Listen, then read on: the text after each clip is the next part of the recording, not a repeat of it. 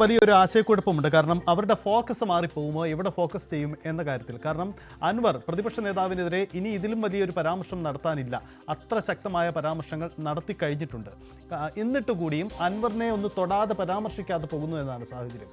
ഇന്നലെ കൺവെൻഷൻ വേദിയിൽ സംഭവിച്ചതും അതുതന്നെയാണ്. KC വേണുഗോപാൽ മറ്റു വിഷയങ്ങളിലേക്കെല്ലാം കടന്നു പോകുമ്പോഴും അൻവർ വിഷയം ബോധപൂർവം വിട്ടുകളഞ്ഞു. ഐക്യജനാധിപത്യ മുന്നണിയും അതുപോലെ LDFും തമ്മിലുള്ള പോരാട്ടമാണ് ഇവിടെ നടക്കുന്നത്. ഈ പോരാട്ടത്തിൽ വഴിതിരിച്ചുവിടാൻ ആരെങ്കിലുമൊക്കെ ശ്രമിക്കുന്നുണ്ടെങ്കിൽ അവരോട് എനിക്ക് പറയാനുള്ളത് അതൊന്നുമല്ല. ഇവിടുത്തെ ജനങ്ങളുടെ പ്രധാന പ്രശ്നം ഇടതുപക്ഷ മുന്നണിയുടെ ദുർഭരണത്തെ അവസാനിപ്പിക്കാൻ വേണ്ടിയുള്ള ശ്രമം നടത്തുക എന്നതാണ്. അതിന് നിലമ്പൂരിലെ ജനങ്ങൾ ഒറ്റക്കെട്ടായി നിൽക്കും എന്നുള്ള കാര്യത്തിൽ സംശയമില്ല. ഇതാണ് വാക്കിൽ. MS അനീഷ് കുമാർ ചേരുന്നുണ്ട്. അനീഷ്, നമുക്ക് സ്വാഭാവികമാണ് കോൺഗ്രസിന്റെ ഒരു ആശയക്കുഴപ്പം ഇക്കാര്യത്തിൽ പ്രകടമാണ്. കാരണം ഉപതെരഞ്ഞെടുപ്പിൽ പോരാടേണ്ട പ്രധാനപ്പെട്ട വ്യക്തി ഇടതുപക്ഷമാണ്, മുഖ്യമന്ത്രി പിണറായി വിജയനാണ്. അതവിടെ നിൽക്കുമ്പോഴാണ് മറുവശത്ത് അൻവർ തൊടുത്തുവിട്ട ആയുധങ്ങൾ മറ്റൊരു സൈഡിൽ നിൽക്കുകയുണ്ട്. അൻവർ നടത്തുന്ന പോരാട്ടങ്ങൾ UDFിനെതിരെ കൂടിയാണ്. സ്വാഭാവികമായും ഇവിടെ ആർക്കെതിരെ നിലപാടെടുക്കുമെന്ന ചോദ്യം UDFിന് മുന്നിലുണ്ട്. ഇവിടെയാണ് ആ ഫോക്കസ് നഷ്ടപ്പെടാതിരിക്കാൻ ഒരു ജാഗ്രത കോൺഗ്രസിന്റെ ഭാഗത്തും ഉണ്ടാവുന്നത്. വരും ദിവസങ്ങളിലും പ്രചരണത്തിലും അതുതന്നെയാണോ പ്രതീക്ഷിക്കാൻ കഴിയുന്നത്? കോൺഗ്രസ് അൻവറിന് മറുപടി പറയേണ്ടി വരില്ലേ? തീർച്ചയായും കോൺഗ്രസ് അൻവറിനെ പൂർണ്ണമായി അവഗണിച്ചുകൊണ്ട് തന്നെയാണ് മുന്നോട്ട് പോകുന്നത്. നമ്മൾ പല തെരഞ്ഞെടുപ്പ് യോഗങ്ങളിലും സംസാരിച്ചു. പക്ഷേ ഒരു മുൻ MLA രാജിവെച്ചപ്പോഴാണ് തെരഞ്ഞെടുപ്പ് നടക്കുന്നത് എന്ന് പോലും പരാമർശിക്കാതെ അവർ മുന്നോട്ട് പോകുന്ന കാഴ്ച. ബോധപൂർവം അൻവറിന്റെ പേര് തെരഞ്ഞെടുപ്പിൽ നിന്നും ഒഴിവാക്കി. ഇടതുപക്ഷവും UDFും തമ്മിലാണ് മണ്ഡലത്തിൽ പ്രധാന മത്സരം നടക്കുന്നത്. ഒരു രാഷ്ട്രീയ പോരാട്ടമാണ് നടക്കുന്നത്. സംസ്ഥാനത്തിന്റെ വികസന മുരടിപ്പും സർക്കാരിന്റെ തെറ്റായ നയങ്ങളെയും തങ്ങൾ വിചാരണ ചെയ്യുന്നു എന്നാണ് കോൺഗ്രസ് ആവർത്തിച്ച് വ്യക്തമാക്കുന്നത്. ഇന്ന് തന്നെ VS ജോയ് DCC പ്രസിഡന്റിനോട് നമ്മൾ മാധ്യമങ്ങളോട് സംസാരിച്ചപ്പോൾ അദ്ദേഹം അറിയാതെയാണെങ്കിൽ പോലും ചില നീക്കങ്ങൾ നടക്കുന്നു എന്ന രീതിയിൽ അദ്ദേഹത്തിന്റെ ഭാഗത്തുനിന്നും പരാമർശമുണ്ടായി.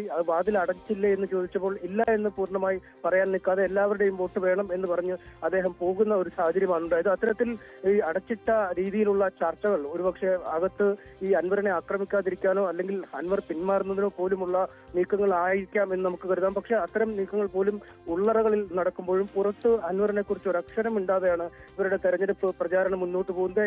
എന്തായാലും തെരഞ്ഞെടുപ്പിന്റെ ആദ്യ ദിനങ്ങളിൽ UDF ക്യാമ്പിനെ അസ്വസ്ഥമാക്കിയത് അൻവറുമായി ബന്ധപ്പെട്ട വിഷയങ്ങൾ തന്നെയായിരുന്നു. എന്നാൽ പിന്നീട് ഇപ്പോൾ ലീഗുമായുള്ള ഭിന്നതകൾ അല്ലെങ്കിൽ പാണക്കാട് കുടുംബം എന്തുകൊണ്ട് കൺവെൻഷനിൽ പങ്കെടുത്തില്ല, പ്രധാനപ്പെട്ട കോൺഗ്രസ് നേതാക്കൾ എന്തുകൊണ്ട് തെരഞ്ഞെടുപ്പ് പ്രചാരണത്തിൽ നിന്നും വിട്ടുനിൽക്കുന്നു തുടങ്ങിയ ചോദ്യങ്ങളാണ് ഉയരുന്നത്. എന്തായാലും മാധ്യമങ്ങളെ പൂർണ്ണമായും തള്ളിയാണ് ഇക്കാര്യത്തിൽ കോൺഗ്രസ് അവരുടെ നേതാക്കൾ മാധ്യമങ്ങളെ കണ്ടപ്പോൾ പറഞ്ഞത്. ഒരു മാധ്യമ അജണ്ട നടക്കുന്നു.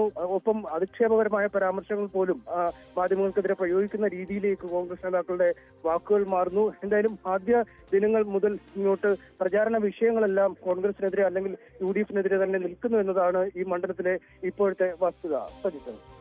അതാണ് സാഹചര്യം. കോൺഗ്രസ് അവരുടെ ഫോക്കസ് നഷ്ടപ്പെടുമോ എന്ന ഭയമുണ്ട്. അതുകൊണ്ട് ആ ജാഗ്രത കാട്ടുന്നുണ്ട്. മാധ്യമപ്രവർത്തകൻ KP റഹ്മത്തുള്ള തുടരുന്നുണ്ട്.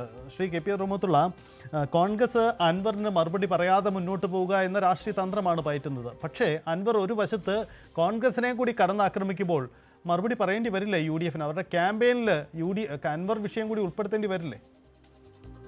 ഇപ്പോൾ നടന്നുകൊണ്ടിരിക്കുന്നത് കോൺഗ്രസ് ഇപ്പോഴും PV അൻവർ തങ്ങളോടൊപ്പം വരും എന്ന പ്രതീക്ഷയിൽ തന്നെയാണ് എന്നതാണ്. VD സതീശൻ ഒഴികെയുള്ള രമേശ് ചെന്നിത്തലയാണെങ്കിലും KC വേണുഗോപാലാണെങ്കിലും അടൂർ പ്രകാശ് ആണെങ്കിലും K സുധാകരനാണെങ്കിലും ഒക്കെ അൻവറിനെ തങ്ങളോടൊപ്പം കൂട്ടാൻ കഴിയുമെന്ന പ്രതീക്ഷ ഇതുവരെ കൈവിട്ടിട്ടില്ല എന്നതാണ് സത്യം.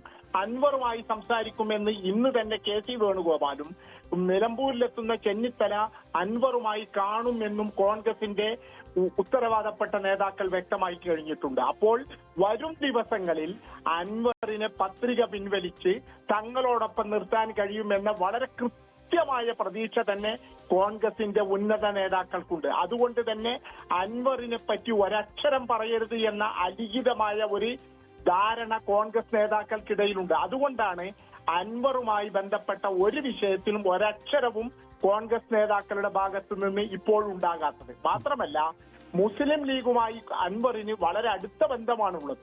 അതൊക്കെ ഉപയോഗപ്പെടുത്തി KC വേണുഗോപാൽ നേരിട്ടെത്തി, രമേശ് ചെന്നിത്തല നേരിട്ടെത്തി അൻവറുമായി സംസാരിച്ച് വിഷയങ്ങൾ ഒത്തുതീർത്ത് ആര്യാടൻ ഷൗക്കത്തിന് വേണ്ടി വരും ദിവസങ്ങളിൽ വളരെ ശക്തമായി തന്നെ PV അൻവറിനെ രംഗത്തിറക്കാനുള്ള ശ്രമങ്ങളാണ് നടന്നുകൊണ്ടിരിക്കുന്നത്. കമ്മ്യൂണിക്കേഷൻ ഗ്യാപ്പ് ഉണ്ടെങ്കിൽ ഞങ്ങൾ തന്നെ ഇടപെട്ടത് പരിഹരിക്കുമെന്നാണ് KC വേണുഗോപാൽ ഇന്ന് പത്രസമ്മേളനത്തിൽ പറഞ്ഞിട്ടുള്ളത്. അതുകൊണ്ട് അൻവറിനെ പൂർണ്ണമായി തള്ളിക്കളഞ്ഞുകൊണ്ട്, അൻവറിന് മറുപടി പറഞ്ഞുകൊണ്ട്, അൻവറിന്റെ അകൽച്ച പരമാവധി ദൂരത്തേക്ക് എത്തിക്കാനുള്ള ഒരു ശ്രമവും കോൺഗ്രസ് നേതാക്കളുടെയും പ്രവർത്തകരുടെയും ഭാഗത്തു നിന്നുണ്ടാകുന്നില്ല.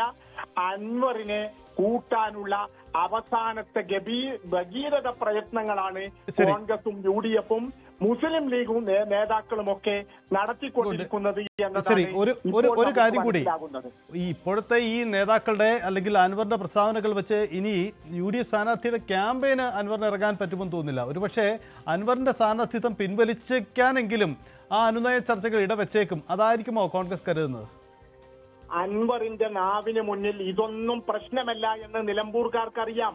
ഷൗക്കത്തിന്, ബാപ്പുട്ടി എന്ന് വിളിക്കുന്ന ആര്യാടൻ ഷൗക്കത്തിന് വേണ്ടി PV അൻവർ തന്നെ മുന്നിൽ നിന്നുകൊണ്ട് പ്രചരണം നയിച്ചാലും അത്ഭുതപ്പെടേണ്ടതില്ല. അൻവർ ഇതിലും വലിയ പ്രതിസന്ധികളെ മറികടന്നിട്ടുണ്ട്. മറികടക്കാനുള്ള വാക്ചാമർത്ഥ്യമൊക്കെ അദ്ദേഹത്തിനുണ്ട്. മുമ്പ് നമ്മൾ UDF എന്തൊക്കെ വിചാരിച്ചിരുന്നോ അതുപോലെ PV അൻവറിന് വേണ്ടി മുന്നിൽ നിന്നുകൊണ്ട് സ്വരാജിനും ഇടതുപക്ഷത്തിനും പിണറായി സത്തിനുമെതിരെയുള്ള യുദ്ധത്തിന്റെ മുന്നണി പോരാളിയായി അൻവർ മുന്നിൽ നിന്നുകൊണ്ട് ഷൗക്കത്തിനെ വിജയിപ്പിക്കുന്ന അവസ്ഥ ഉണ്ടാക്കിയെടുക്കാനൊക്കെ അൻവറിന് സാധിക്കുമെന്ന് ഇതുവരെയുള്ള പ്രചരണ രംഗങ്ങളിൽ അദ്ദേഹത്തെ കണ്ടവർക്കൊക്കെ അറിയാം. അതുകൊണ്ട് തന്നെ വോട്ടുകൾ ക്യാൻവാസ് ചെയ്യാനും കിട്ടാവുന്ന പരമാവധി വോട്ടുകൾ പിടിക്കാനുമൊക്കെ അൻവറിനെ കഴിഞ്ഞ് നിലമ്പൂരിൽ മറ്റാരുമുള്ളൂ എന്ന് UDF നേതൃത്വം അവസാന നിമിഷം തിരിച്ചറിഞ്ഞിരിക്കുന്നു എന്നതാണ് സത്യം. അൻവർ ഇല്ലാതെ വിജയിക്കാൻ കഴിയില്ല എന്ന് ഷൗക്കത്ത് ക്യാമ്പും അവസാനം തിരിച്ചറിഞ്ഞിട്ടുണ്ട്. അതുകൊണ്ടാണ് കോൺഗ്രസിലെ രണ്ടാമൻ തന്നെ നേരിട്ടെത്തി അൻവറുമായി കാര്യങ്ങൾ സംസാരിക്കാൻ ആരംഭിക്കുന്നത് എന്ന് വേണം നമുക്ക് മനസ്സിലാക്കാൻ.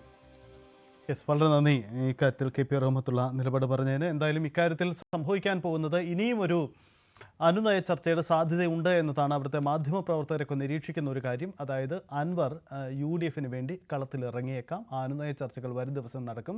VD സതീശനുമായുള്ള അകലം അത് വലിയ അകലമാണ്. പക്ഷേ മറ്റു നേതാക്കൾ അവരുടെ ചർച്ചാ സാധ്യതയുണ്ട്. അതാണിപ്പോൾ നേതാക്കൾ കാട്ടുന്ന ഒരു ജാഗ്രത. KC വേണുഗോപാലും രമേശ് ചെന്നിത്തലയും K സുധാകരനും അടക്കമുള്ളവർ അൻവറുമായി അടുപ്പമുള്ള നേതാക്കൾ ഇനിയും ഇടപെടും, ചർച്ച നടക്കും. ലീഗ് നേതൃത്വം അതിന് മധ്യസ്ഥത വഹിക്കുമെന്നതൊക്കെയാണ് ഇക്കാര്യത്തിൽ പ്രതീക്ഷിക്കപ്പെടുന്ന കാര്യം. പക്ഷേ നിലമ്പൂരിന്റെ രാഷ്ട്രീയത്തിൽ അത്തരം നാടകീയ നീക്കങ്ങൾ ഇനിയും പ്രതീക്ഷിക്കണം. തുടക്കം മുതൽ സസ്പെൻസ് ഉണ്ട്, അത് ഇനിയും തുടരും എന്ന് തന്നെ വേണം നമുക്ക് കരുതാൻ.